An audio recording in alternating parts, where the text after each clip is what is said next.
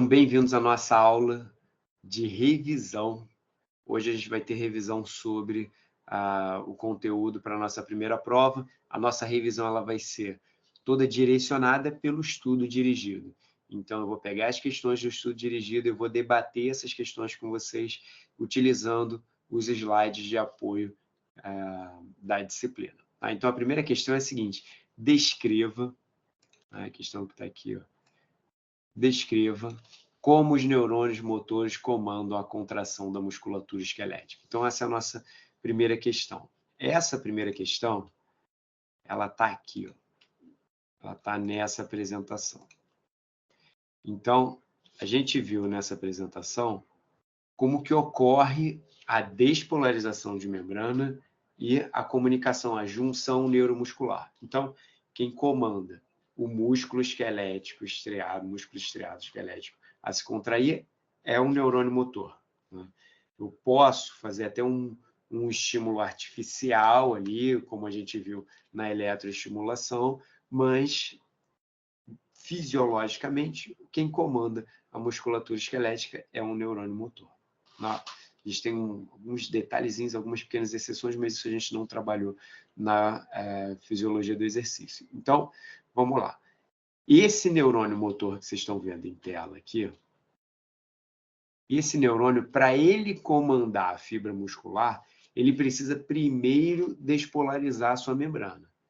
Então, ocorre a despolarização de membrana.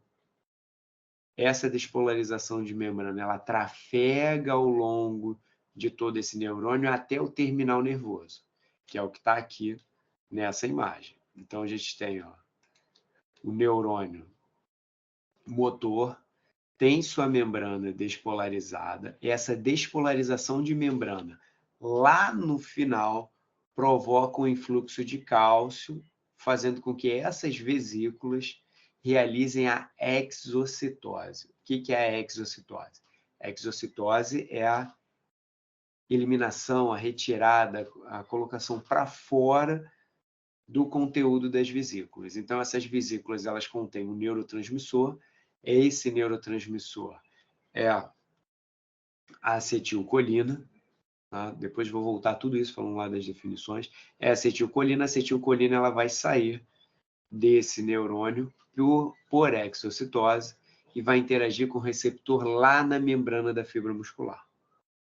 Então, voltando tudo, para que o neurônio comande um músculo, para que ele comande uma fibra muscular, ele precisa liberar na junção neuromuscular o neurotransmissor acetilcolina. Esse neurotransmissor ele vai provocar a despolarização de membrana na fibra muscular, levando ela a se contrair. Então, se eu for falar de uma forma muito resumida, tá?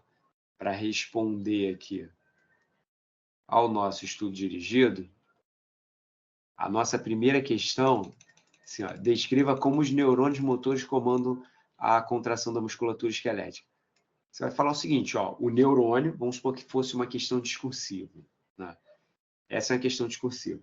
E eu curto respostas sintéticas, bem objetivas, bem diretas. Então, você vai lá e fala exatamente o que a pergunta está querendo saber. Então, descreva como os neurônios motores comandam a contração muscular. Então, o neurônio ele comanda a contração muscular por meio de neurotransmissores que são liberados por exocitose.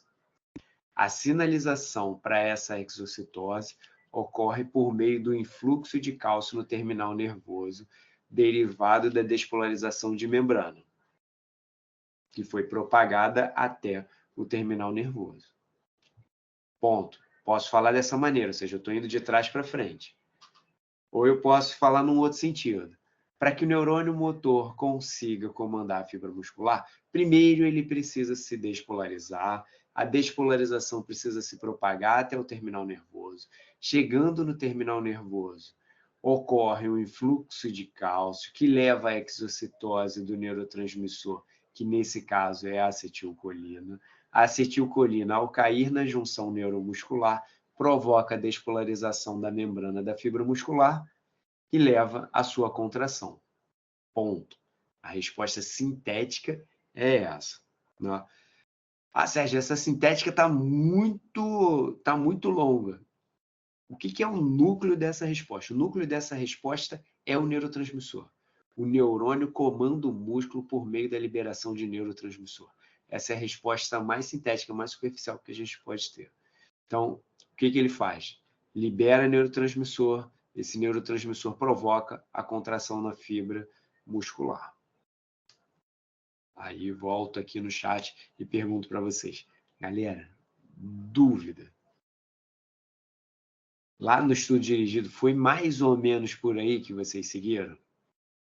Esse é o momento de vocês questionarem mesmo, perguntarem, para a gente não deixar nenhuma dúvida aí para a semana que vem, que é a nossa prova.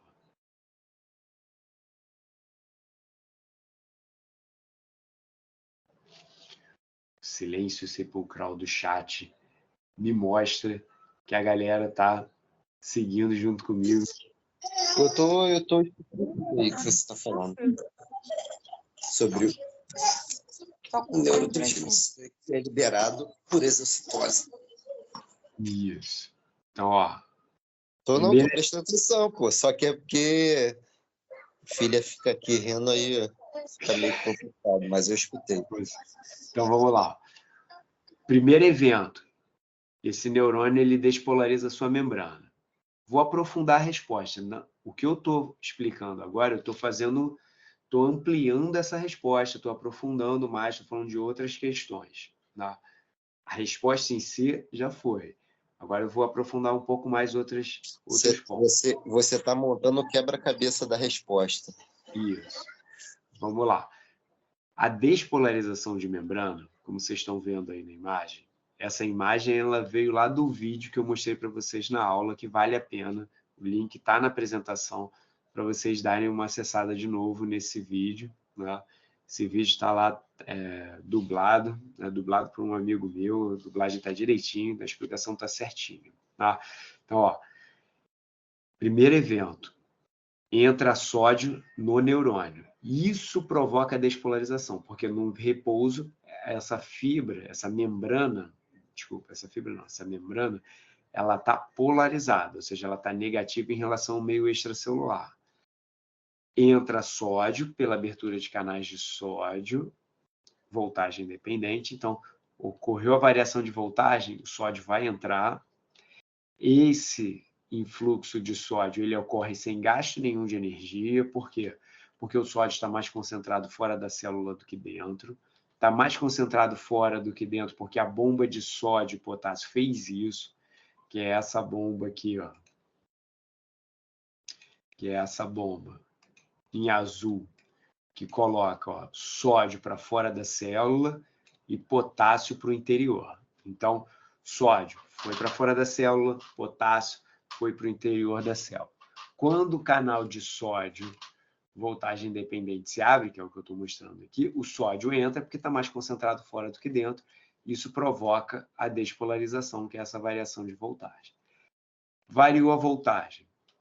Isso vai se propagando, isso vai seguindo, vai fazendo com que outros canais de sódio que estão mais à frente vão se abrindo, e isso vai transitando até o terminal nervoso. Chegou lá no terminal nervoso, a gente encontra aqui as vesículas que já foram sintetizadas previamente, que contêm o neurotransmissor.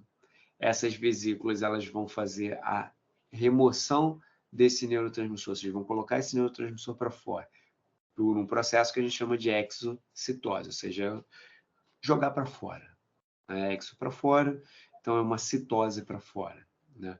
Coloco esse neurotransmissor para fora, que é a acetilcolina, e ele vai interagir com a membrana da fibra muscular, fazendo com que essa membrana despolarize, que é o que eu mostro aqui à frente. Show. Quando essa membrana... Tudo começou com sódio, né? Sódio tudo começou lá com a entrada de sódio no neurônio. Isso. Uhum. No caso, então, o sódio entrou e despolarizou, né? Também. Isso, despolarizou o neurônio, isso trafega ao longo de todo o neurônio, chega no terminal nervoso e vai agora despolarizar a fibra muscular, porque o neurotransmissor que estava aqui na vesícula, ele vai interagir com o receptor na membrana da fibra muscular, levando essa fibra muscular a despolarizar. Como? Entrada de sódio nessa célula. Então, tem bomba de sódio e potássio também na fibra muscular. Essa bomba de sódio e potássio faz com que o sódio fique fora e o potássio dentro. Então, quando o neurotransmissor interage com o receptor, ele provoca um influxo de sódio. Provocou um influxo de sódio, a membrana despolariza, e a próxima etapa, eu já estou até entrando em outras questões, estou dirigido, é fazer com que o cálcio, que está no retículo sarcoplasmático, que é essa estrutura aqui toda em roxo, saia dessa cisterna, né, desse retículo, e vai interagir com a molécula de troponina. Quando o cálcio se liga na troponina, ela tira a tropomiosina, que é esse filamento rosa, da frente do sítio ativo de actina, permitindo, então, que as cabeças interajam agora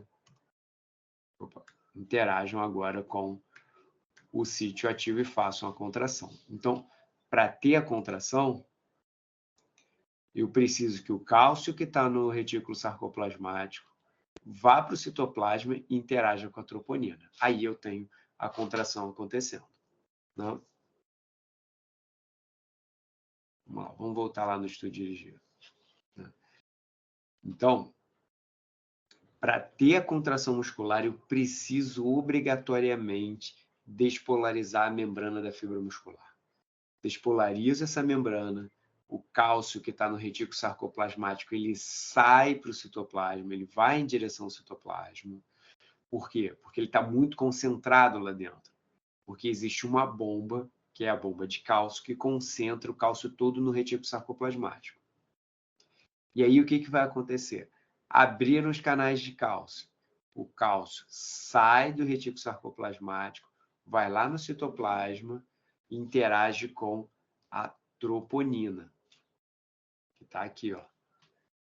Interage com a troponina. A troponina tira a tropomiosina da frente do sítio ativo de actina, e agora as cabeças de miosina podem interagir com esse sítio ativo, que é essa bolinha amarela aqui, e puxar, fazer a ponte cruzada e provocar a contração.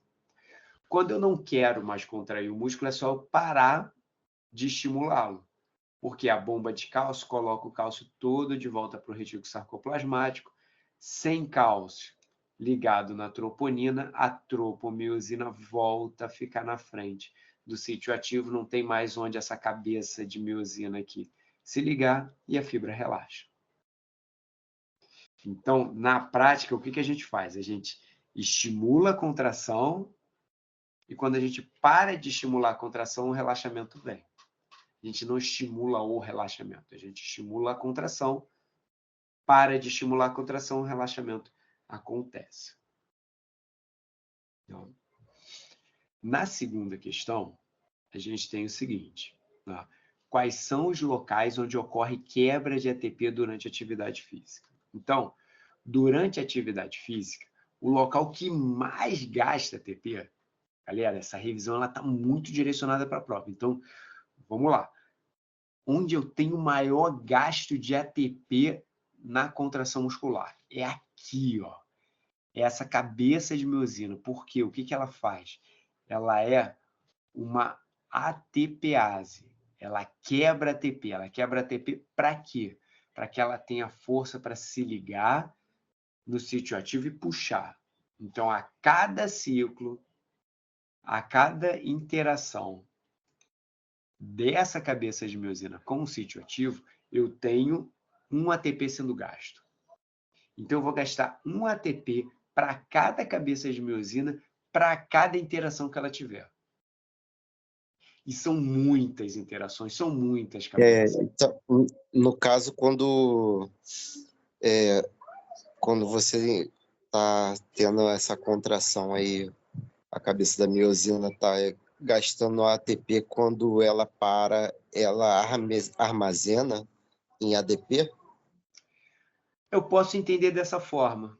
Não é um estoque propriamente dito, mas como é que ela funciona? ela quebra o ATP e fica com esse ADP. Quando ela interage com o sítio ativo, ela solta esse ADP. Então, vamos voltar e falar do Então ela repouso. solta, né? Então ela solta. Ela solta depois que ela interagiu. Nesse momento aqui, Ah, ó, tá. o momento que está na imagem, está relaxado. Concorda comigo que está relaxado? Está relaxado porque a Aham. cabeça de miosina não está ligada lá no sítio ativo de actina. A cabeça, ela nesse momento, ela já quebrou um ATP. Antes de começar a contrair o músculo, você já quebrou ATP nas cabeças de miosina. Só que você não soltou o ADP e fosfato. Isso está retido ali na cabeça, que é esse estoque que você está falando. Quando a cabeça se liga e puxa, ela solta o ADP e fosfato.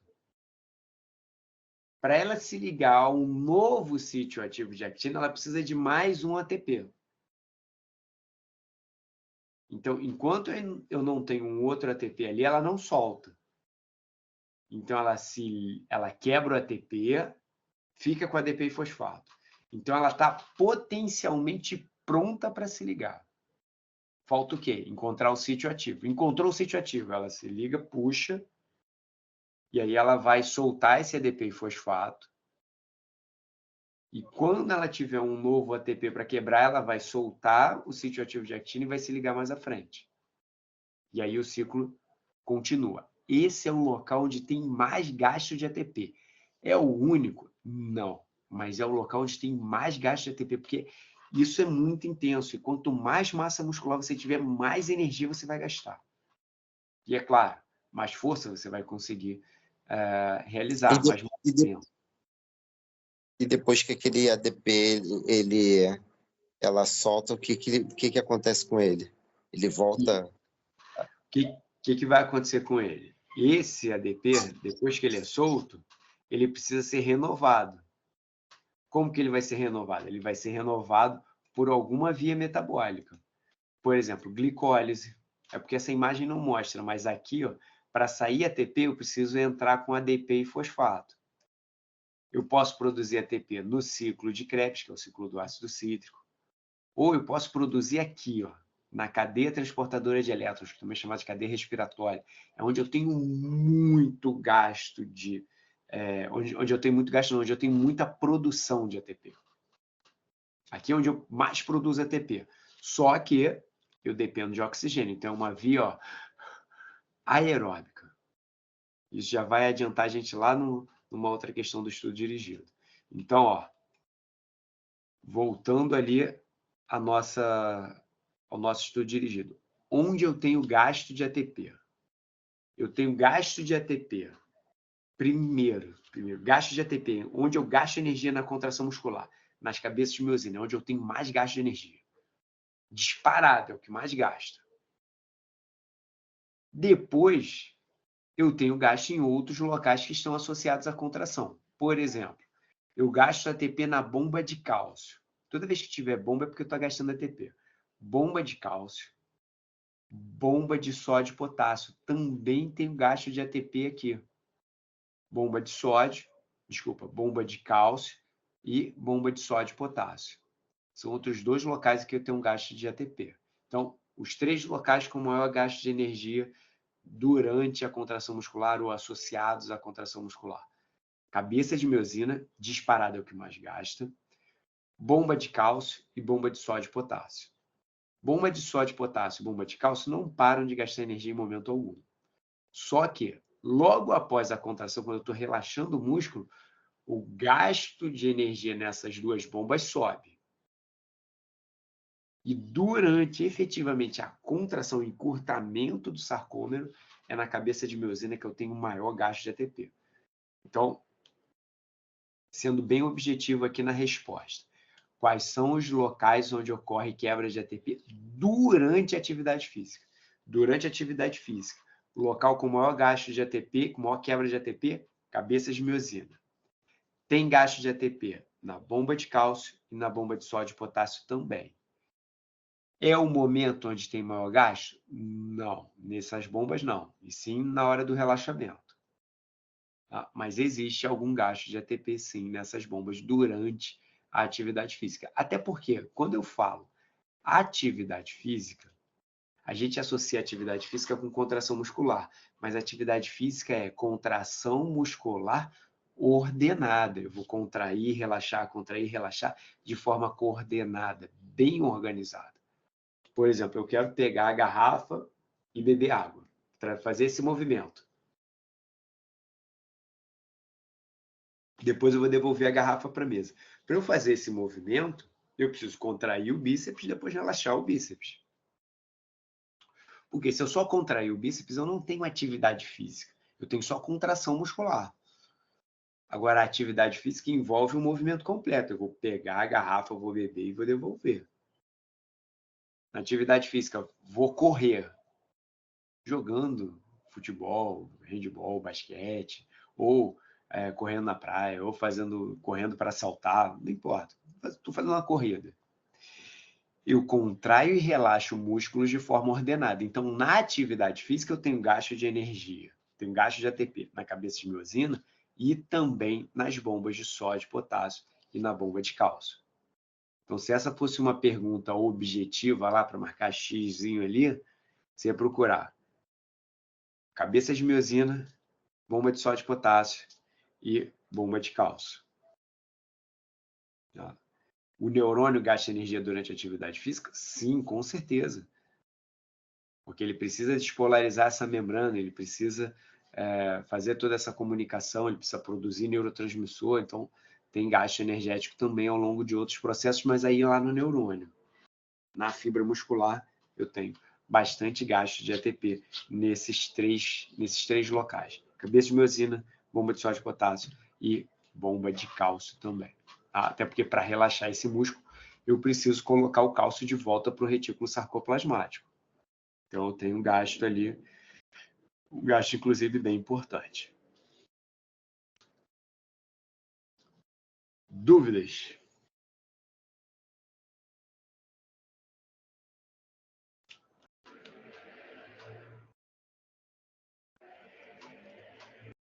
Vamos para o próximo? O próximo é o seguinte: como mantemos a glicemia durante a atividade física? Então, estou falando de glicemia, então quantidade de glicose no sangue.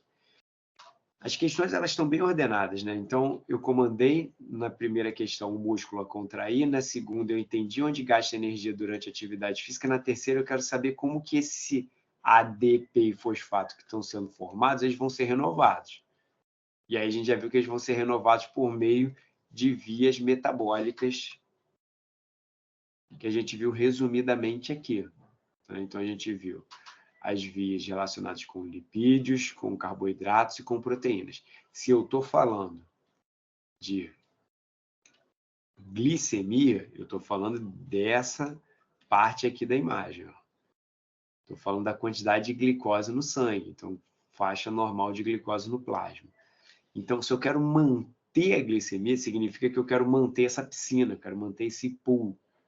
Como que a gente pode manter? Então, tem uma setinha aqui vindo de cima, que é o que veio da dieta.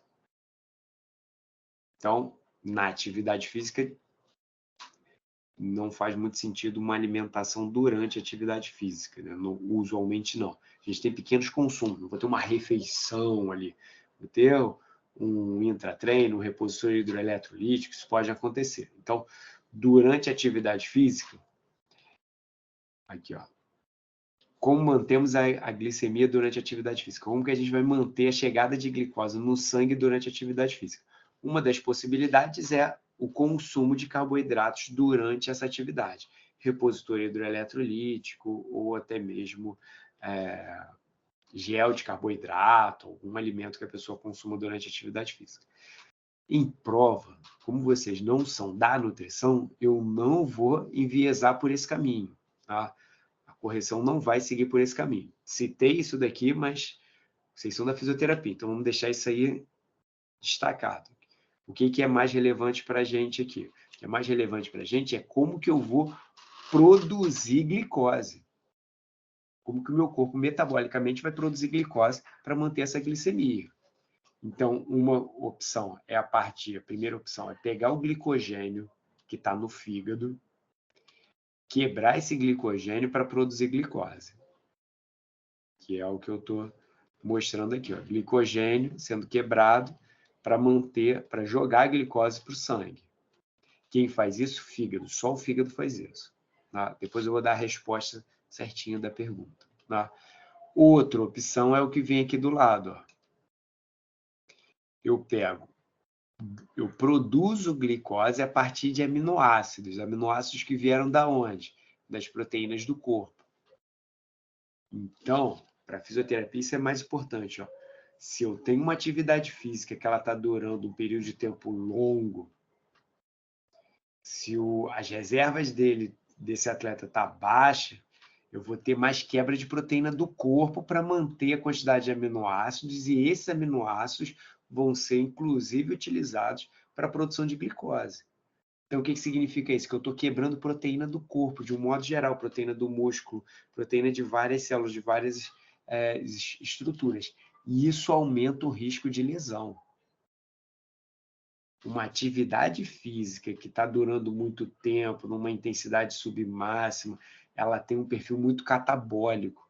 Ela expolia, ela quebra muito das reservas, inclusive reservas de proteína, proteínas do corpo.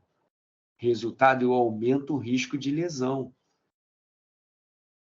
Porque eu estou perdendo massa magra. Eu aumento o risco de lesão com exercícios realizados dessa forma. Por quê? Porque essas proteínas vão fornecer aminoácidos que serão utilizados para a produção de glicose para manter a glicemia. Então, vamos lá. Como mantemos a glicemia durante a atividade física? Então, como que a gente mantém a glicemia durante a atividade física? A partir de estoque de glicogênio e a partir da produção de novas moléculas de glicose, preferencialmente a partir de aminoácidos do sangue. Essa é a resposta sintética bonitinha. Então, como que mantemos a glicemia? Glicogenólise e gliconeogênese. Sérgio, eu vou falar só 2 palavras. Você quer responder essa questão em 2 palavras? Você me diz. Glicogenólise, que é a quebra de glicogênio, e gliconeogênese, que é a produção de novas moléculas de glicose. Ponto. Matou a resposta. Tem gente que prefere assim. Tem gente que prefere fazer respostas bem curtinhas ali direto. Não, Sérgio, vou dar uma resposta um pouquinho maior. Então, como que mantemos a glicemia durante a atividade física? A partir de reservas de glicogênio, principalmente glicogênio hepático, que vai ser quebrado para essa glicose ser destinada ao sangue. E a partir da produção de novas moléculas de glicose, ou seja, gliconeogênese, né? A partir de aminoácidos, preferencialmente. Para quê? Para manter a quantidade de glicose no sangue. Quem faz isso? Fígado. Tá? Então, em suma, como eu mantenho glicemia, quebro reserva, ou seja, quebro o glicogênio e produzo novas moléculas de glicose, principalmente a partir de aminoácidos. Foi?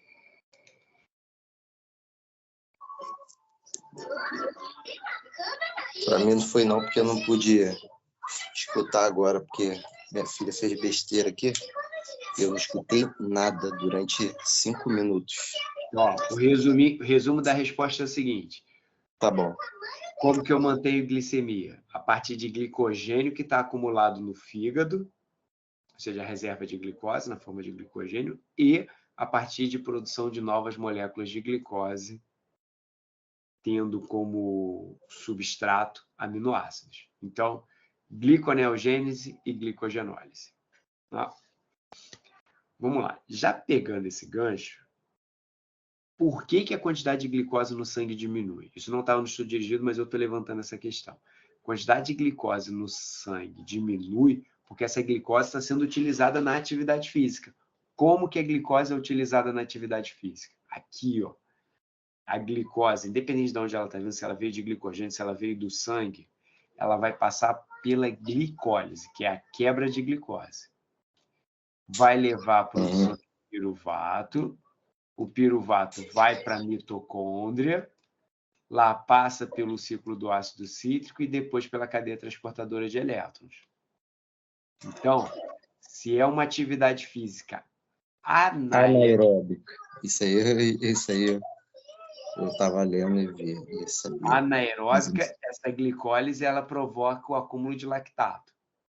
Se ela é uma atividade física aeróbica, significa que tem uma boa quantidade de oxigênio, essa glicose ela vai ser quebrada piruvato e a mitocôndria vai entrar em cena, produzindo energia com muita eficiência, principalmente aqui na cadeia transportadora de elétrons, que depende de oxigênio. Se não tiver oxigênio, ela não vai funcionar.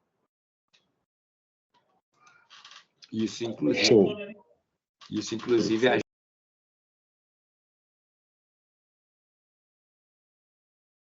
diferencia o metabolismo energético aeróbio e anaeróbio. A gente fala aeróbico, mesma coisa, não faz diferença não. Vamos lá. Qual é a diferença? Primeira resposta simples, direta, muito curtinha. Diferencia o metabolismo energético aeróbico e anaeróbico. Aeróbico depende de oxigênio para as reações metabólicas, anaeróbico realiza as reações metabólicas com baixa ou sem oxigênio, com baixa quantidade de oxigênio ou sem oxigênio. Essa é a resposta mais sintética. Qual é a diferença entre eles? Um depende de oxigênio. Eu acho que a gente respondeu no trabalho assim mesmo, bem sintético. Não tem problema. Vamos lá. Qual é a diferença? Metabolismo aeróbico depende de oxigênio, anaeróbico não depende de oxigênio. Vamos fazer uma resposta agora um pouco mais completa. Deixa eu falar, então, o aeróbico, oxigênio, contração muscular lenta? Não diria nem que é uma contração muscular lenta, mas é uma contração muscular moderada, né? Que pode ser até moderada, mas que vai acontecer durante muitas e muitas vezes. E é atividade física de longa duração, mais longa duração. Então, atividade física, e que, por exemplo, vou correr. Quando você vai correr, vamos supor que você vai fazer aquela corridinha lá na praia. Tá lá, tô estressado, vou dar uma corrida na praia. Aí você vai ficar meia hora, 40 minutos correndo, aquela corridinha tranquilinha ali, ó. Aquela corrida tranquilinha significa o quê? Que a musculatura ela não está fazendo a contração muscular mais intensa possível ali. Você não está correndo no máximo de velocidade. Não. Se tivesse correndo no máximo de velocidade possível, ou seja, com o máximo na intensidade da contração dos músculos, aí essa atividade não seria aeróbica, ela seria predominantemente anaeróbica. Mas ia usar tanto oxigênio como lactato também, como glicose, né? Sim, mas aí essa é uma questão importante. Eu não consigo ter somente uma via acontecendo. Nos livros, nas questões, você vê assim, a maratona é uma atividade aeróbica. Aí você pensa que só vai ter a mitocôndria, só vai ter essa parte aqui funcionando. Não, não tem as duas. Mas a maior parte do ATP vai vir daqui da mitocôndria.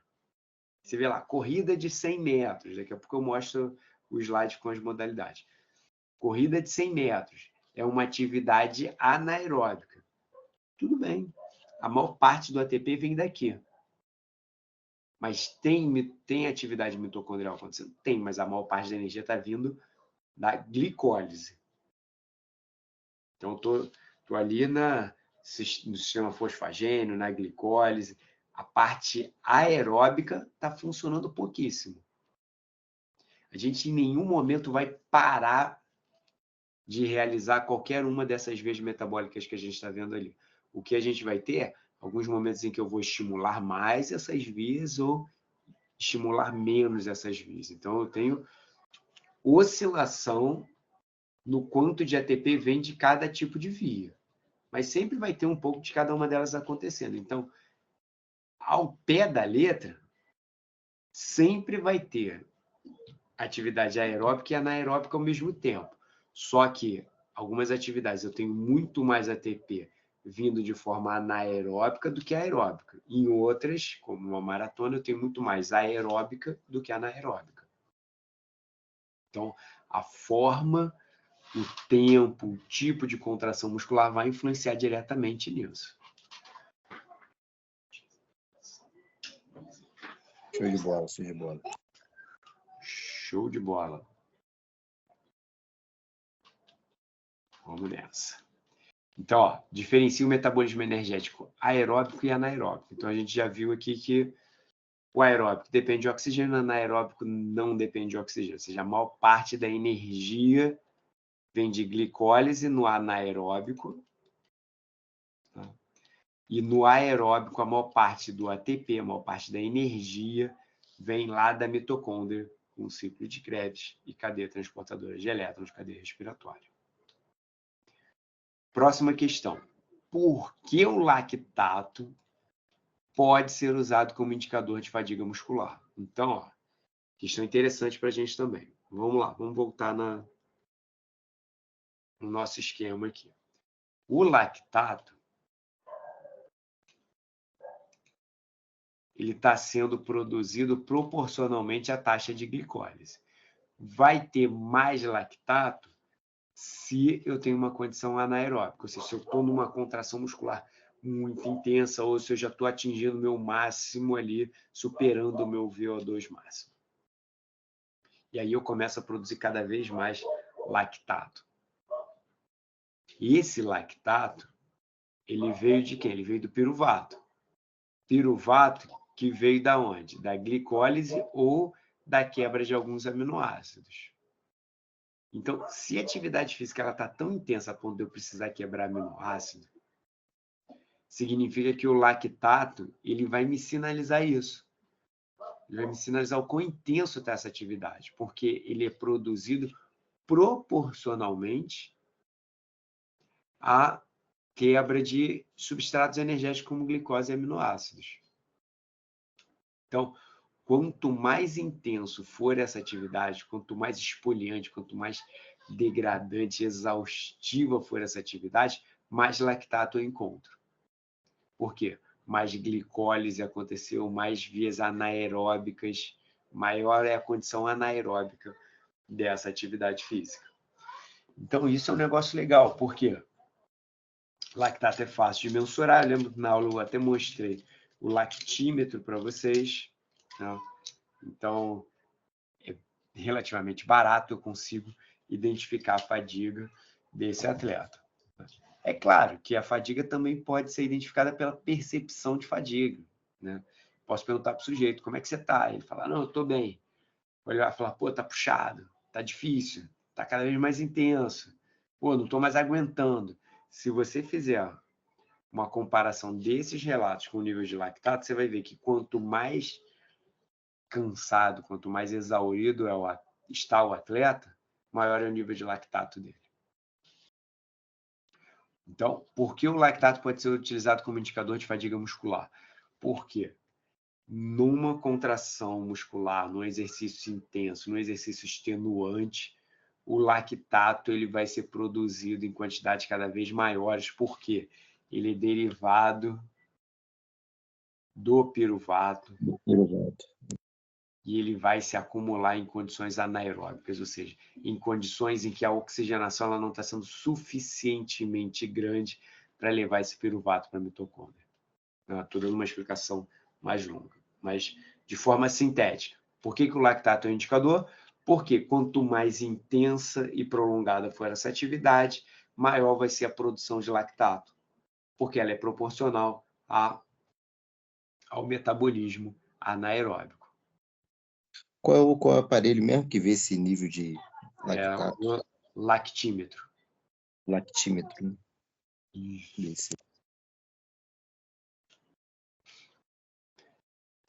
Vamos lá. Então, por que o lactato pode ser utilizado como indicador de fadiga? Porque quanto mais lactato, significa que mais ATP foi produzido, significa que mais gasto energético, maior é a demanda energética desse músculo, significa que essa atividade ela está cada vez mais extenuante.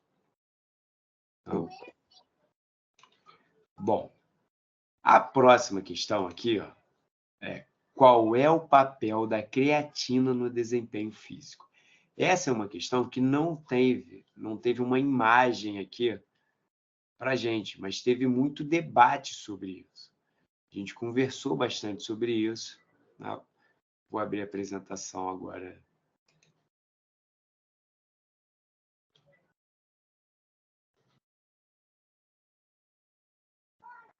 Aqui, essa apresentação aqui. Então, nessa aula, a gente falou sobre fosfocreatina. Na verdade, a gente falou sobre creatina já na primeira aula, né? Mas por que a creatina... Aqui, vou voltar lá na pergunta. Qual é o papel da creatina no desempenho físico? Então, por que ela impacta no desempenho físico? Por que ela vai influenciar o desempenho físico? Ela vai influenciar o desempenho físico porque ela fornece energia para a contração muscular. Em qualquer tipo de atividade? Não. Ela vai fornecer aqui, ó.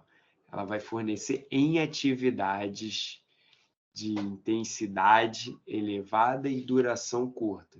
Então, por exemplo, aqui, ó, fosfocreatina. Ela é mais importante em provas de 100 metros do que em provas de 800 metros. Por quê? Porque numa prova de 100 metros, eu preciso renovar esse ATP para ontem, muito rápido. E a fosfocreatina só precisa de uma reação para formar ATP.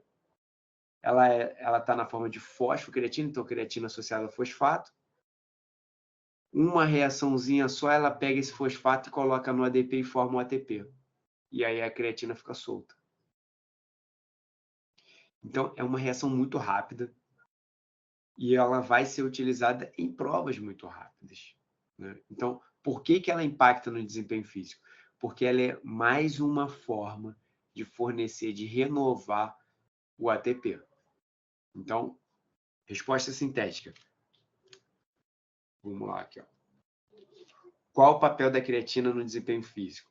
A creatina é uma molécula energética que fornece energia rapidamente para a renovação de ATP e, com isso, ela melhora o desempenho físico em atividades de curta duração e elevada intensidade. Então, esse é o papel dela na melhora do desempenho físico. Ah, Sérgio, mas eu tomo creatina para ficar inchado e tal. Isso aí é outra questão. Isso não é para melhorar o desempenho físico, isso é por uma questão estética. A creatina funciona para um monte de outras coisas, mas aqui para a gente, o que é importante? Como que ela impacta no desempenho físico? Ela vai impactar porque ela vai fornecer energia rapidamente. Vai fornecer energia rapidamente em que situação? Contrações musculares intensas por curtos períodos de tempo. Então, por isso, ela impacta no desempenho físico, ela melhora o desempenho físico. Observando a imagem aqui, ó, a gente vê que, por exemplo, numa maratona, fosfocreatina, ó, não tem impacto. Ultramaratona, corrida de 24 horas também não. Então, não vale a pena suplementar creatina para esse público, só vale a pena suplementar para quem vai utilizar.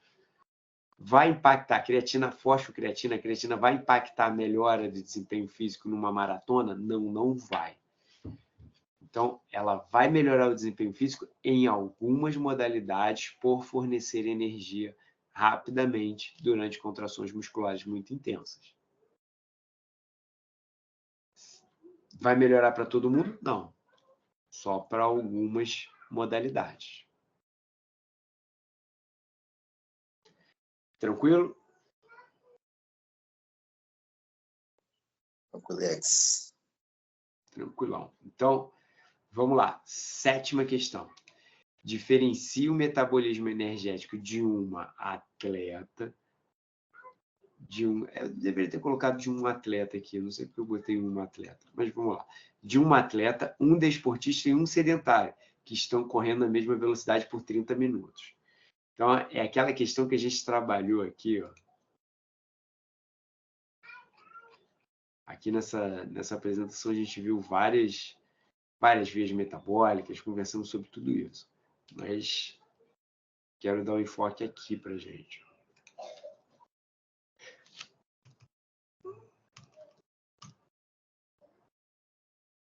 Ó, foi nesse slide que a gente conversou, que a gente trabalhou esse tema.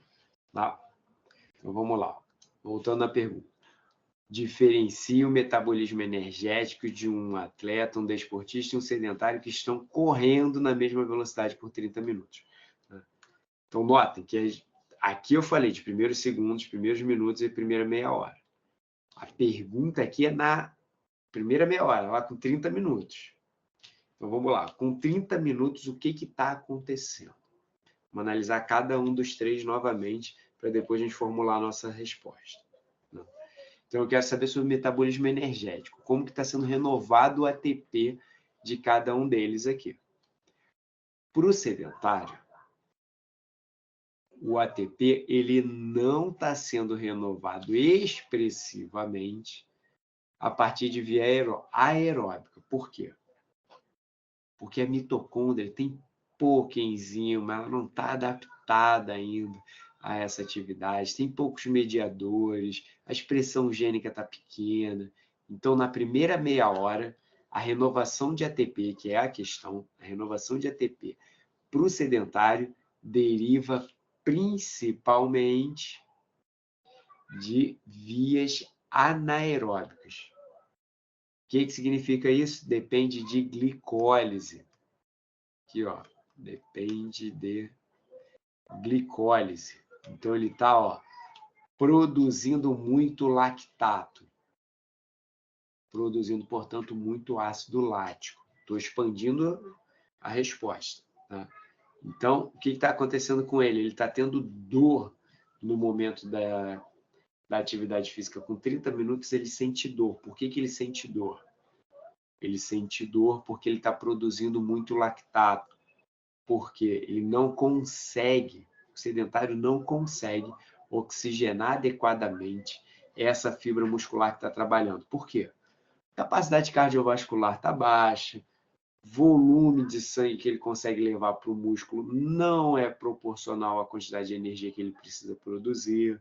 Então, ele faz pouca vasodilatação, tem poucos vasos, tem pouca mioglobina, ele não tem muitas enzimas e mediadores das vias aeróbicas, então ele não está adaptado a realizar atividade física aeróbica, então ele não consegue produzir tanto ATP assim de forma aeróbica. Se ele não está produzindo ATP de forma aeróbica, só sobrou a forma anaeróbica.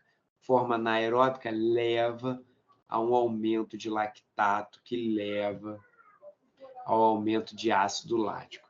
Então, o músculo desse sedentário com 30 minutos está ácido, está doendo, ele já está querendo parar de fazer atividade física. Por quê? Porque o seu metabolismo energético está dependendo de vias anaeróbicas. Logo, está produzindo muito ácido lático. Está produzindo muito ácido. Não está oxigenando adequadamente esse tecido. Se não está oxigenando adequadamente, ele não está fazendo muita cadeia respiratória, ele não está fazendo muito ciclo de Krebs. Ele está fazendo o quê? Glicólise. Glicólise, glicólise, glicólise. Como é que está o metabolismo energético dele? Dependente de glicólise, fazendo muita quebra de aminoácido, utilizando glicerol, mas principalmente utilizando glicose. A glicemia dele está diminuindo, ele está sentindo já essa glicemia mais baixa, talvez esteja com um pouco de tontura, com um pouco de dor de cabeça, está com dor, está com vontade de parar de fazer atividade física. Esse é o sedentário. Sedentário nesses 30 minutos está dessa forma, dependente de via anaeróbica de glicólise. Por quê? Porque a mitocôndria não está conseguindo suprir toda a demanda de ATP, a maior parte do ATP está vindo de glicólise. Vamos lá. Só que isso responde a questão toda? Não, porque por enquanto só falei do sedentário. Vamos falar do atleta agora. O que está acontecendo com o atleta durante os 30 minutos? Lá a marca de 30 minutos. Meia hora. O que está acontecendo com a renovação de ATP dele? A renovação de ATP dele está vindo preferencialmente de via aeróbica. Ó, com 30 minutos de corrida, a maior parte aqui, ó, da energia está vindo de via aeróbica. Isso para quem? Para o atleta. E, ó, aqui são essas provas. Ó, essas provas aqui, ó, 5.000 metros, 10.000 metros. Um atleta profissional corre 10.000 metros em menos de 30 minutos. Então, para ele, ó, a maior parte do ATP está vindo da onde? Das vias aeróbicas. Então, esse atleta, um atleta, correndo durante 30 minutos, lá na marca de 30 minutos, como é que está a renovação de ATP dele? Vindo preferencialmente de via aeróbica. O que significa isso? Está utilizando ciclos de Krebs, está utilizando cadeia respiratória. Por quê? Porque tem bastante oxigênio chegando. O coração dele consegue ejetar uma boa quantidade de sangue, o pulmão consegue ventilar bastante, consegue oxigenar bem esse sangue que está passando, a pressão sanguínea dele é mais baixa, o fluxo sanguíneo é mais alto, ele consegue irrigar esse músculo que está trabalhando com muito sangue. Tem muita mioglobina. As enzimas das mitocôndrias estão lá funcionando bem expressas, tem todos os mediadores, a quantidade de ATP dentro da célula é maior, ele está bem ali. Para ele, essa corrida de 30 minutos está muito confortável. Por quê? Porque ele consegue produzir energia eficientemente. Tem ácido sendo produzido? Pouquíssimo ácido sendo produzido. Glicemia dele praticamente não se altera, porque ele depende muito mais de ácidos graxos. Então, ele está mobilizando o ácido graxo do próprio músculo, da corrente sanguínea, um pouco vindo do adipócito também. Por quê? Porque ele está fazendo beta-oxidação, ele está utilizando preferencialmente da via aeróbica. Então, esse é o atleta. Só que a questão pergunta também sobre o desportista. O que está acontecendo com o desportista nesse momento? Vamos lá. O desportista está na metade do caminho. Ele está produzindo energia nessa marca de 30 minutos por meio aeróbico e anaeróbico. Está mais equilibrado as vias. Então, está confortável para ele? Tá. Está produzindo ácido? Tá. Mais do que o atleta, porém muito menos do que o sedentário. A glicemia dele reduziu um pouco, o fígado já está correndo atrás de manter essa glicemia. Então, ele está numa situação intermediária. Quais são as vias que estão sendo utilizadas para a renovação de ATP?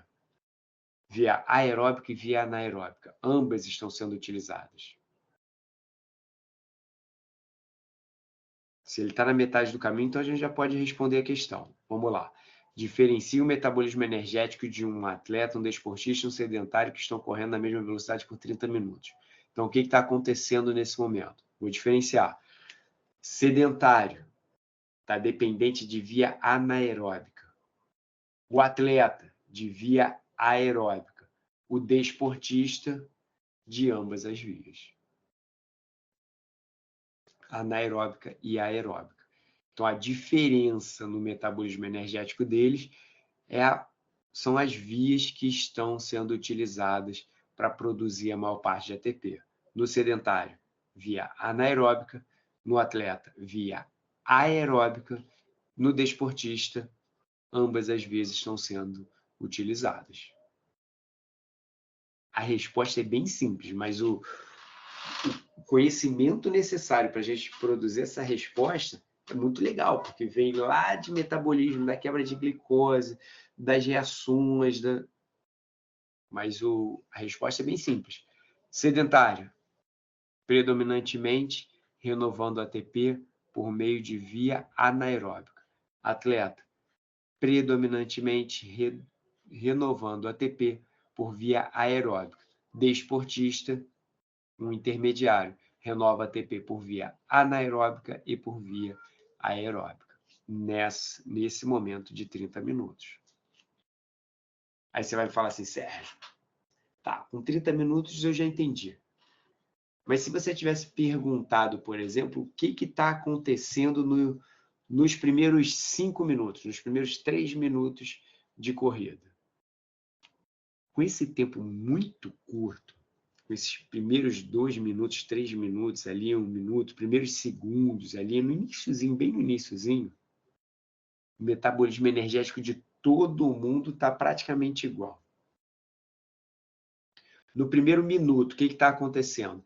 Para todo mundo, a renovação de ATP, ou seja, a energia necessária para a contração muscular está vindo de ATP que já estava acumulado e começando a ser renovado a partir de glicólise. É isso, com os primeiros minutos é isso. Aí você fala assim, Sérgio, mas se eu jogar essa atividade não para segundos, minutos ali, mas para hora, com 1 hora, o que está acontecendo? Com 1 hora de corrida, o sedentário já parou. Não faz nem sentido perguntar como é que está o metabolismo energético dele com 1 hora de corrida, porque ele não vai conseguir correr 1 hora. Talvez ele não tenha nem conseguido correr por 30 minutos, já fui otimista colocando que ele correu por 30 minutos. Tá? Mas por 1 hora é fato, ele não vai conseguir correr por 1 hora. Então, com 1 hora de prova, vamos analisar quem está correndo ainda, o atleta e o desportista. O atleta já está com uma produção de ácido um pouco maior do que estava aos 30 minutos. Então, já o lactato já subiu um pouco, mas o predomínio é aeróbico.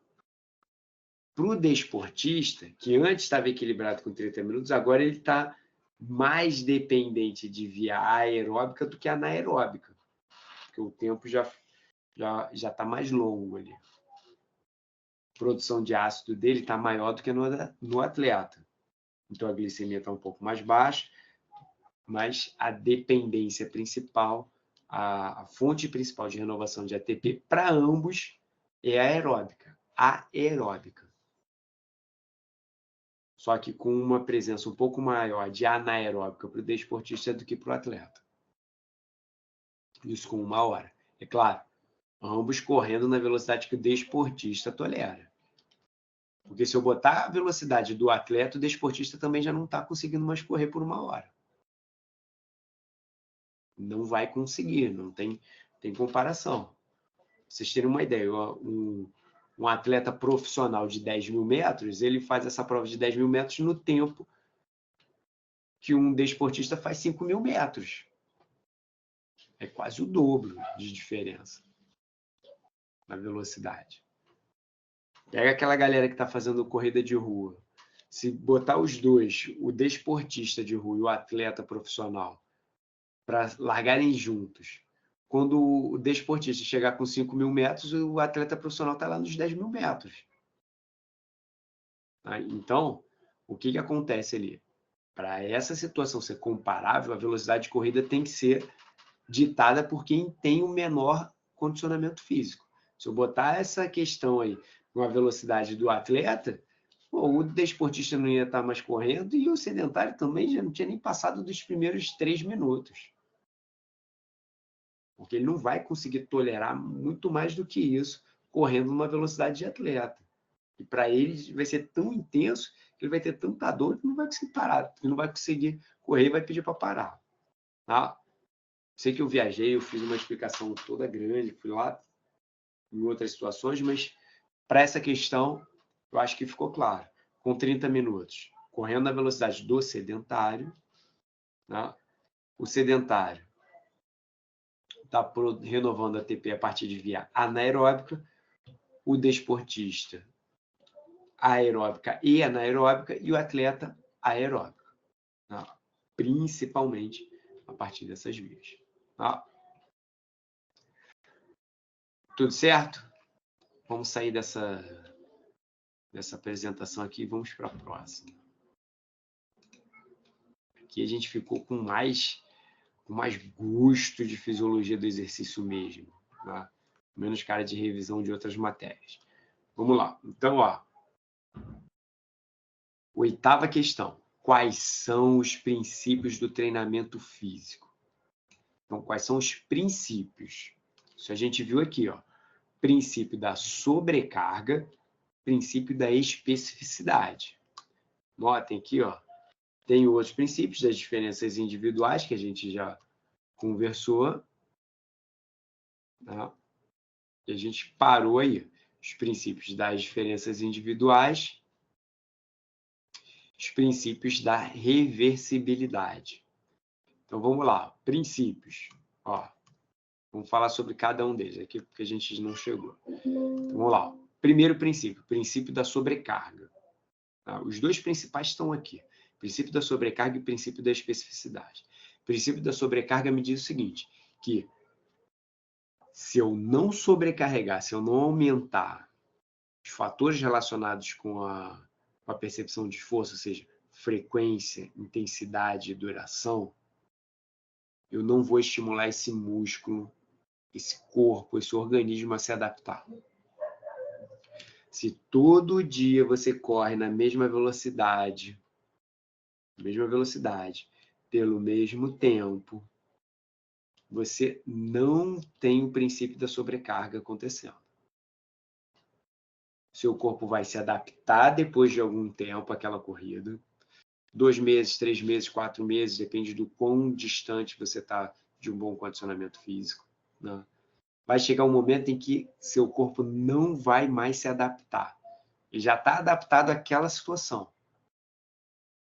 Se eu não tiver um princípio de sobrecarga, ou seja, se eu não mexer na intensidade, eu vou aumentar a velocidade da corrida, ou eu vou aumentar a corrida, o tempo de corrida, que é a duração, ou eu vou aumentar o número de vezes que eu faço essa corrida. Antes corria 3 vezes por semana, agora eu vou correr 5 vezes por semana. Então, se eu não mexer em um desses 3 aspectos, ou nos 3 preferencialmente, eu não tenho sobrecarga. Se eu não tiver sobrecarga, eu não tenho estímulo de adaptação.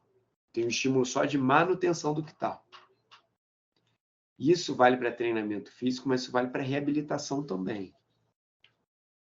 O sujeito estava lá de muleta. O idoso estava lá andando de muleta. Que ele fez a cirurgia, estava se recuperando da cirurgia. Lá com a muletinha dele, caminhando pouco. A cirurgia ele já está completamente cicatrizado, já está totalmente recuperado. Se ele continuar andando com a mesma velocidade, com a mesma intensidade, com a mesma frequência, a massa muscular dele vai ficar igualzinha, tá? Não vai ter aumento, não vai melhorar a capacidade de marcha dele, o quanto de caminhada que ele tolera. O condicionamento físico dele vai ficar igualzinho estava no momento da cirurgia. Então, se o fisioterapeuta não fizer o sujeito sair da sua posição de conforto, eu não vou melhorar o desempenho dele, eu não vou melhorar a musculatura dele, eu não vou melhorar a capacidade dele, eu não vou melhorar a autonomia dele. Ó, o princípio de sobrecarga é isso. É você tirar o sujeito da condição que ele está. Se eu não tirar ele daquela condição, ele não vai se adaptar. Outro princípio. Vamos mudar o princípio agora. Vamos para o princípio da especificidade. Especificidade significa que é, como o nome já diz, específico para aquele movimento. Então, a gente se adapta não só pela sobrecarga, como a gente estava falando antes, mas a gente se adapta também ao tipo de movimento. Por exemplo, o sujeito está lá fazendo supino. Ele sempre faz supino com o mesmo peso, com a mesma carga. Se eu mexer no ângulo, eu vou encontrar uma adaptação. Se eu mexer na forma, no movimento, no tipo de movimento, estou trabalhando o mesmo grupamento muscular, grande peitoral, mas eu mexi na forma como ele está fazendo o exercício. Estou mexendo na especificidade. Então, eu vou ter um efeito específico, uma adaptação específica àquele exercício. O horário da atividade também vai influenciar. Então, o que é o princípio da especificidade? É eu realizar um treinamento físico direcionado para determinada movimentação ou conjunto de movimentos. Aí eu tenho um treinamento específico. A gente vê isso, por exemplo, no futebol. O sujeito está voltando de lesão. Aí ele faz um treinamento normalmente com o fisioterapeuta para reabilitá-lo, aquele movimento, e ele faz um treinamento com o educador físico específico para o movimento que ele parou de executar por conta da lesão. E aí é um movimento específico de bola, um movimento de mudança de direção, é um movimento de salto, depende do tipo de esporte, depende do tipo de lesão que ele teve. E aí eu estou fazendo um treinamento específico para ele melhorar aquela movimentação, aquele conjunto de movimentos, e com isso eu vou encontrar uma melhora do desempenho físico dele. Isso vale não só para o movimento em si, mas também para a amplitude do movimento. Se eu fizer um exercício sempre com uma amplitude baixa do movimento, eu estou perdendo especificidade desse movimento. Então eu posso mexer, por exemplo, tem gente que faz o trabalho do rosca bíceps, faz lá 21, faz primeiro a parte de cima, depois faz a parte de baixo, depois faz o movimento completo. Estou mexendo com a especificidade desse movimento. Então isso também é um princípio levado em conta no treinamento físico. Existe o princípio das diferenças individuais que eu preciso levar em consideração: sexo, idade, genética, doenças, lesões, nível de condicionamento físico, ambiente, clima, aspectos psicológicos, ou seja, são todos fatores, tá, que levam à individualidade do sujeito. Leva ali ao quão único ele é. A gente é uma combinação de vários desses fatores. Se eu pegar, por exemplo, a turma tem um certo número de homens, um certo número de mulheres, um certo número de jovens adultos, idosos, composição, característica genética das mais diversas, doenças e lesões que vocês têm ou já passaram, nível de condicionamento físico. Então, esses são princípios das diferenças individuais do treinamento físico. Então, eu não vou, por exemplo, chegar e reabilitar um idoso que, por exemplo, ele teve uma fratura, fraturou o fêmur. O idoso fraturou o fêmur, um jovem fraturou o fêmur. O idoso caiu em casa, fraturou o fêmur. O jovem sofreu um acidente de moto, fraturou o fêmur. Já fez lá a correção, a lesão óssea passou, já está lá calcificado e tudo mais. Vou reabilitar os dois. Eu vou reabilitar os dois da mesma forma? Não. Eu preciso respeitar as diferenças individuais. Eles partem de uma idade diferente, eles partem de um condicionamento físico diferente, de uma carga genética diferente. Então, não dá para, na saúde, não dá para a gente fazer a mesma prescrição, independente da área da saúde que a gente vai falando. Não dá para o médico fazer sempre a mesma prescrição, não dá para o nutricionista fazer sempre a mesma prescrição de dieta, não dá para o fisioterapeuta fazer sempre a mesma prescrição.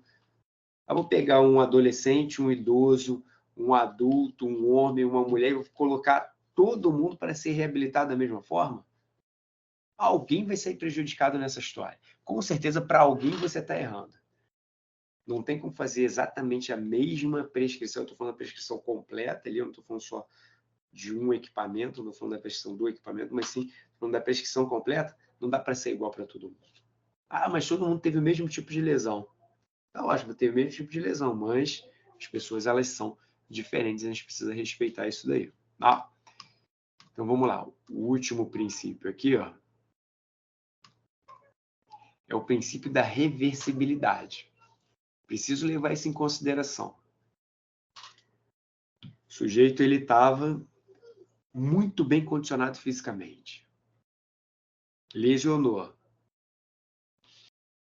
Existe o princípio da reversibilidade, ele vai retornar a um grau de condicionamento físico anterior, porque a capacidade física ela é transitória.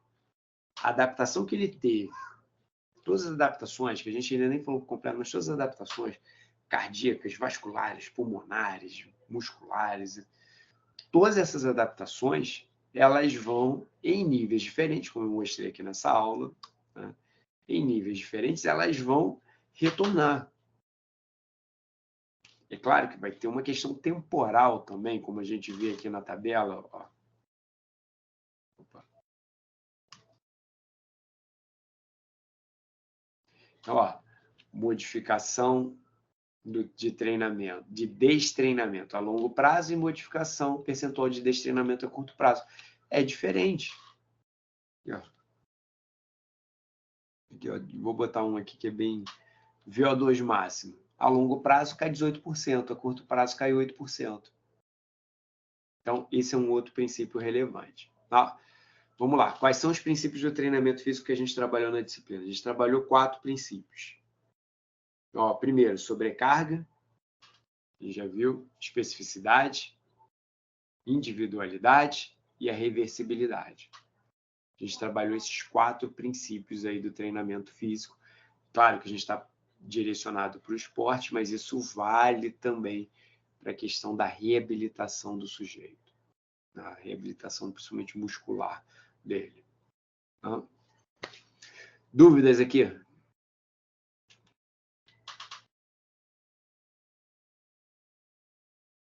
Vamos lá, 9ª questão.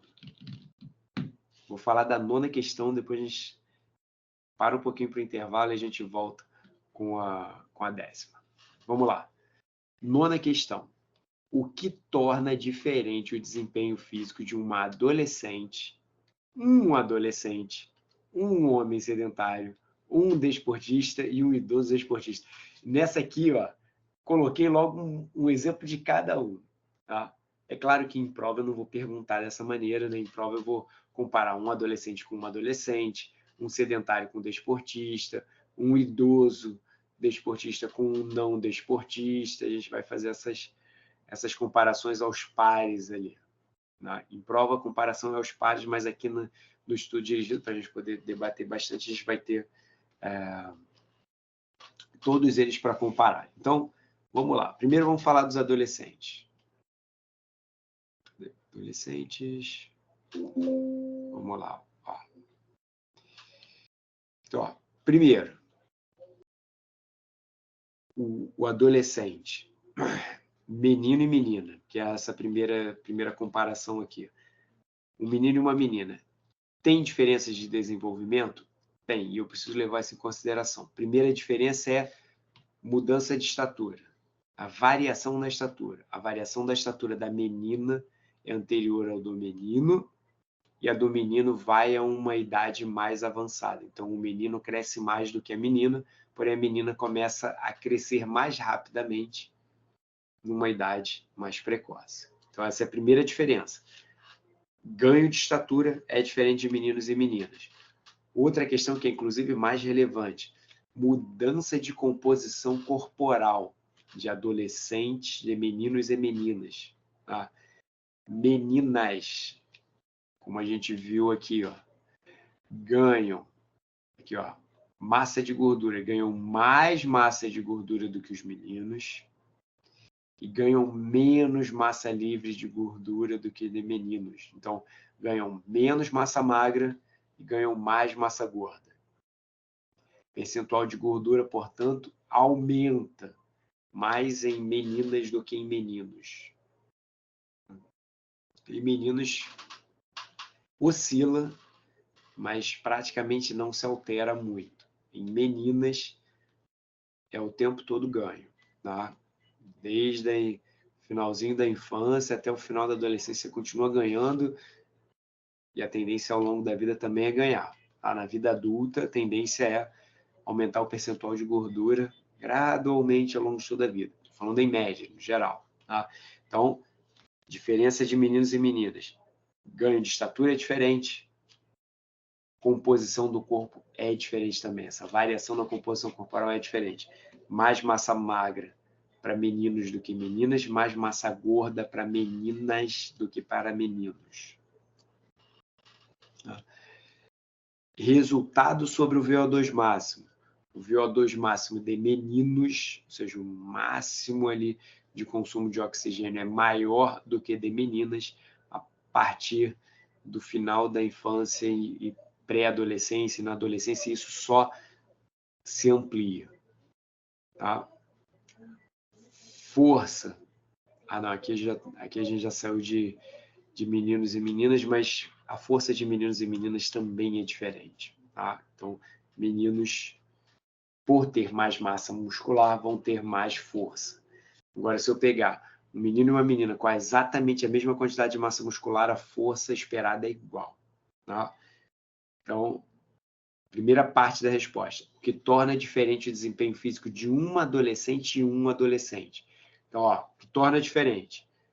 Estatura, ganho de estatura, ganho de massa magra, ganho de massa gorda. Por que tem essa diferença? Perfil hormonal.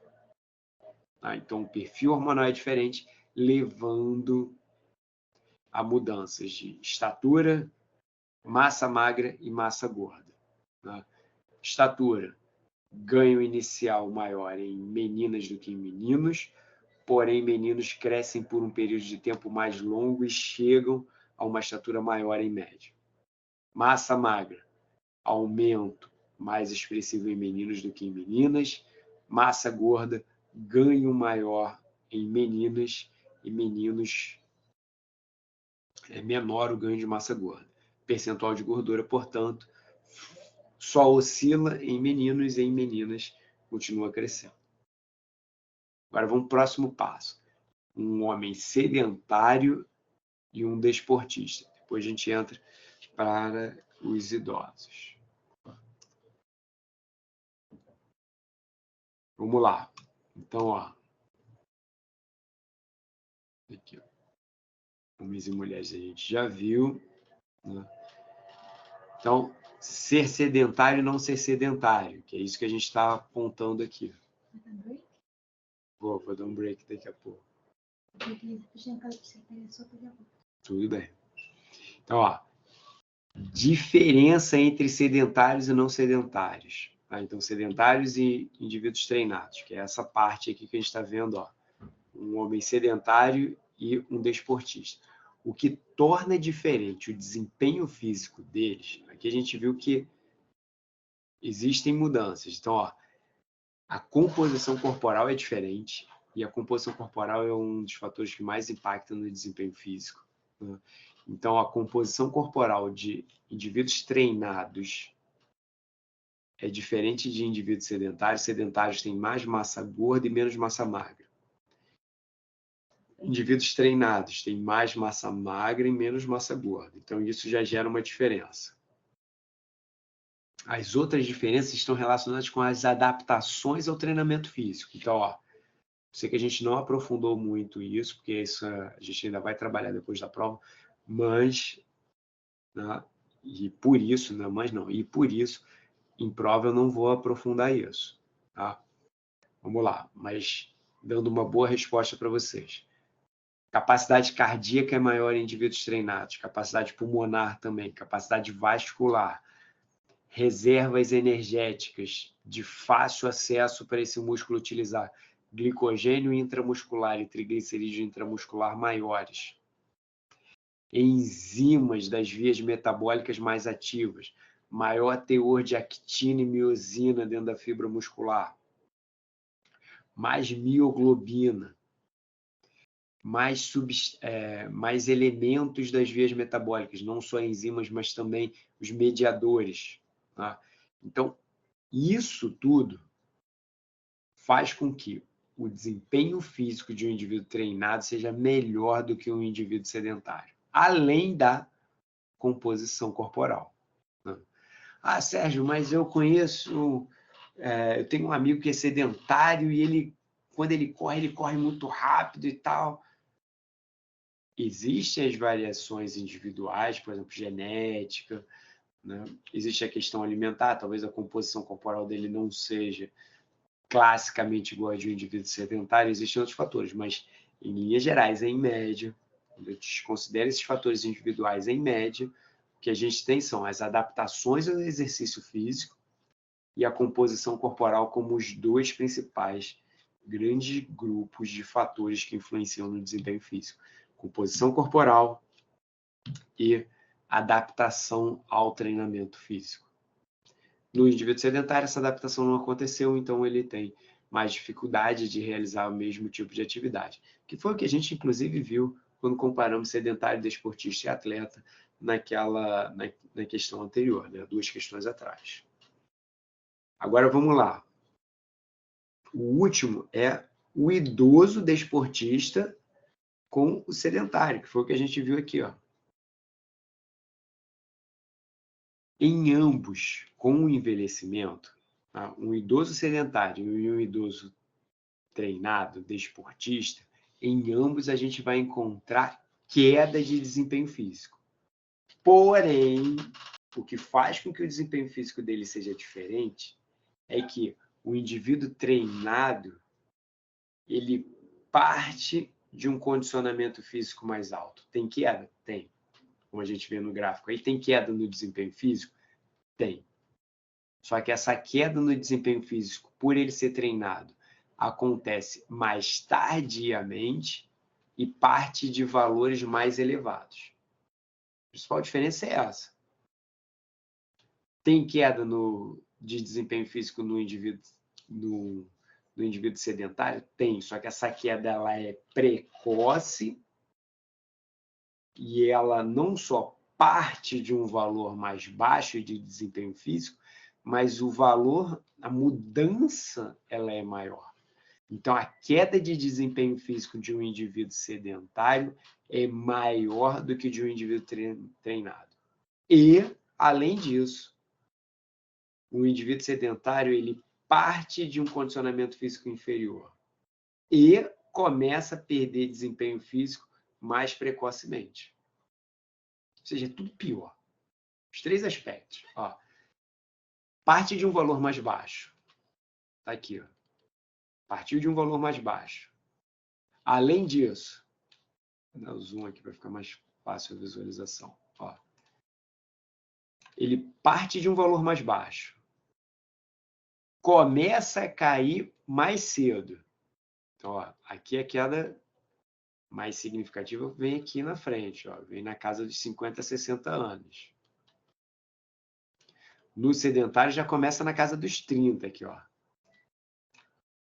Então, começa a cair mais cedo, parte de um valor mais baixo e o total de queda é maior, ó. Sai nesse gráfico aqui a força de extensão, mas vale para condicionamento físico como um todo. Começa em 140 e vai parar em 60. Então, fez uma mudança de 80 aqui de força de extensão. Já no indivíduo bem treinado, saiu de 180 e foi para 140. Então, teve uma queda de 40 newtons por metro. Então, a força caiu para todo mundo. Mas caiu muito mais para sedentário.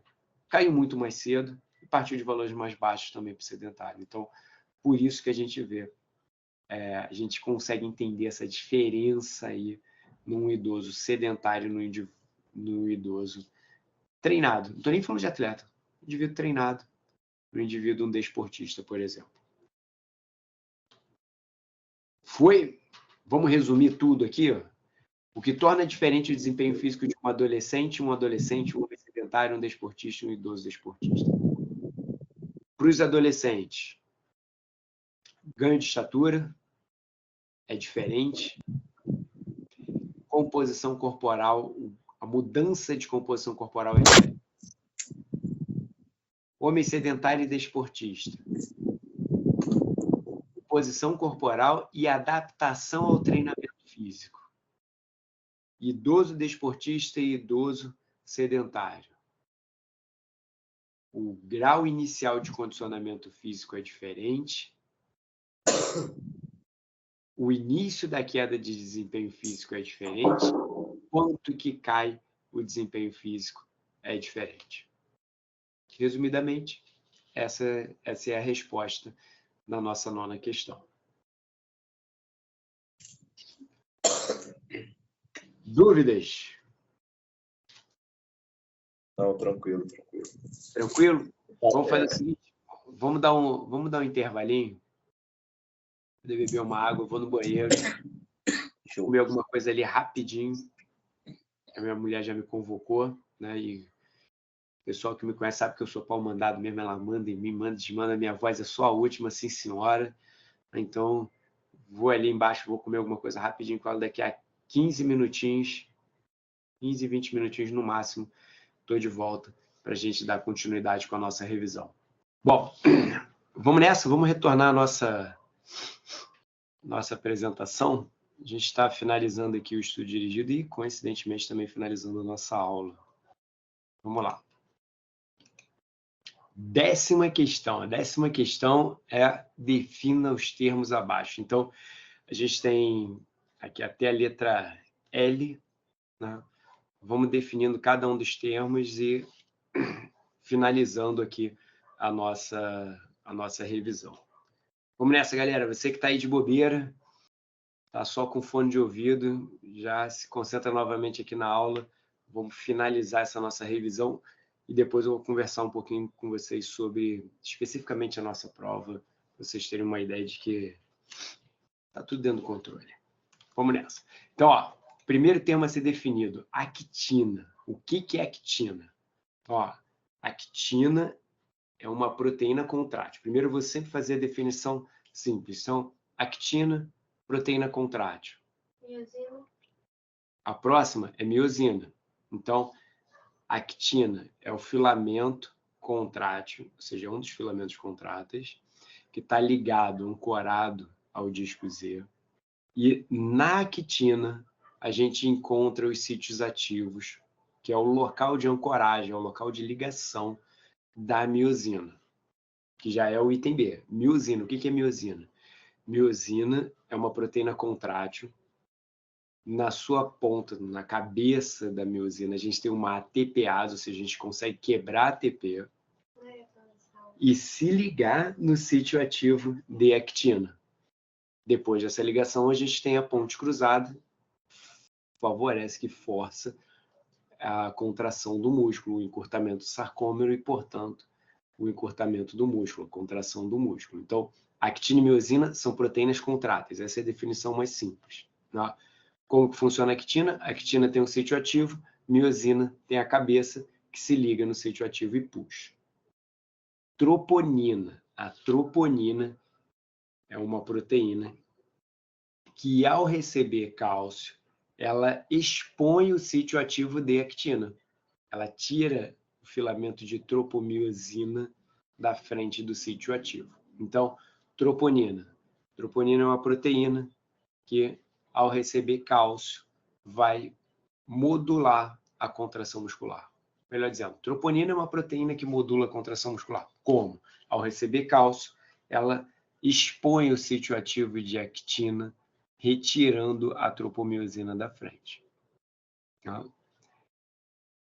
Próximo item, acetilcolina. Acetilcolina é um neurotransmissor. Então, é um neurotransmissor que vai fazer o quê? No caso da contração muscular, é ela que vai provocar, quando se liga no receptor de membrana na fibra muscular, a sua despolarização. Ela provoca o influxo de sódio na fibra muscular ao interagir com o seu receptor. Onde? Na junção neuromuscular. Então, essa é a acetilcolina. Definição de acetilcolina, neurotransmissor que provoca a despolarização de membrana da fibra muscular. Bomba de sódio. Na verdade, é bomba de sódio e potássio. Né? Bomba de sódio e potássio, o que ela faz? Como o nome já diz, ela é uma bomba, ela gasta ATP para quê? Colocar sódio para fora da célula e potássio para o interior, de forma desequilibrada.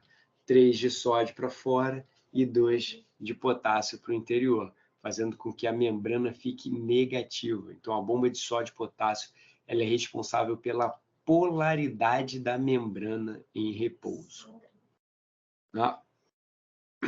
Próximo item, glicólise. O que é glicólise?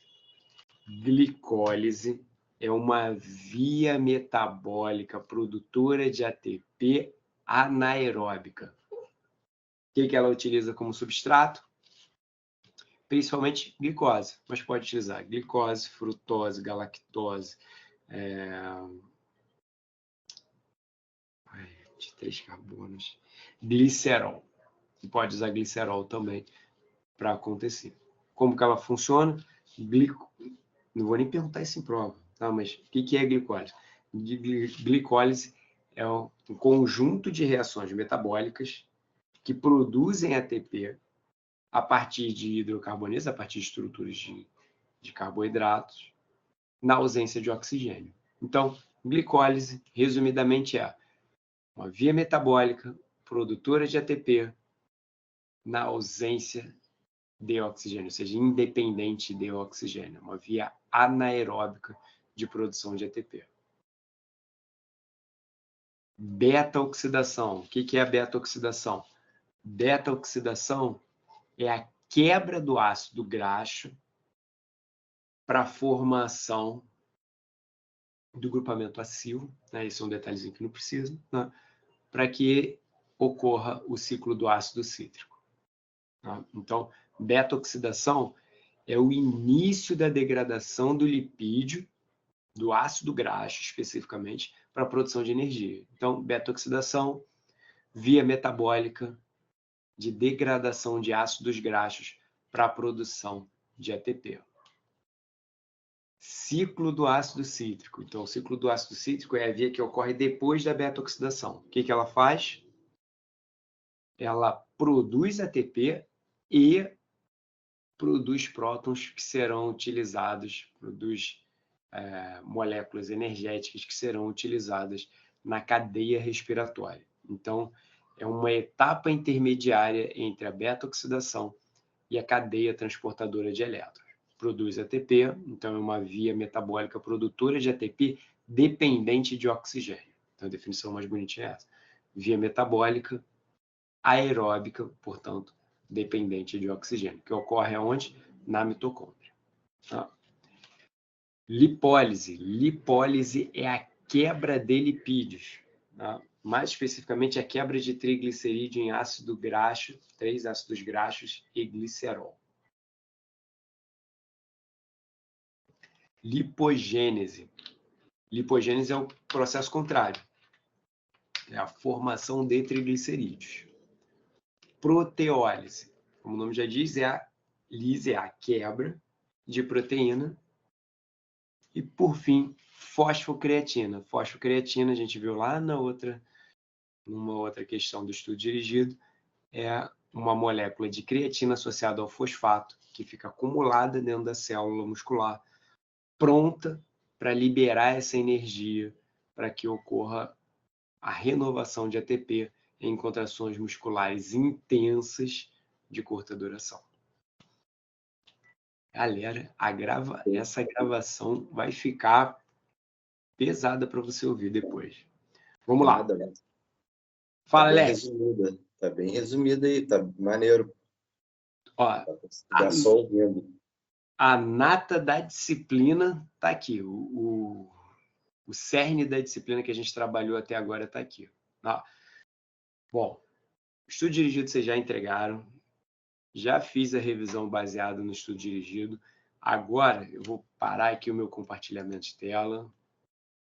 Bom, vou fazer o seguinte, para não ficar segurando o resto da turma. A galera que não tem dúvida, que já está tudo ok, pode deslogar. Tá? Pessoal que